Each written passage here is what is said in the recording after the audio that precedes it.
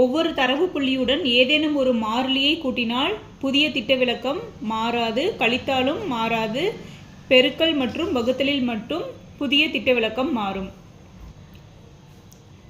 திட்டவிலக்கம் 4 ஒவ்வொரு தரவு புள்ளியுடன் 2ஐ கூட்டினால் புதிய திட்டவிலக்கம் மாறாது. அப்போ இது என்ன கிடைக்கும்னா 4 தான் கிடைக்கும். இதோட விலக்க வர்க்க சராசரி sigma squared is equal to 16. அடுத்த கணக்கில் திட்டவிலக்கம் 4 அனைத்து புள்ளிகளுடன் 2ஐ கழிக்கும் போதும் புதிய திட்டவிலக்கம் மாறாது. அதோடைய மதிப்பு 4 தான் கிடைக்கும். மற்றும் விலக்க வர்க்க சராசரி sigma squared is equal to 16. திட்டவிலக்கம் 4 அனைத்து புள்ளிகளுடன் 2ஐ பெருக்கினால் என்ன ஆகும்னா புதிய திட்டவிலக்கமும் 2ஆல் பெருக்கப்படும். 4 × 2 இஸ் ஈக்குவல் டு 8. புதிய திட்டவிலக்கம் 8 மற்றும் அதன் விலக்க வர்க்க சராசரி sigma squared is equal to 8 squared 64.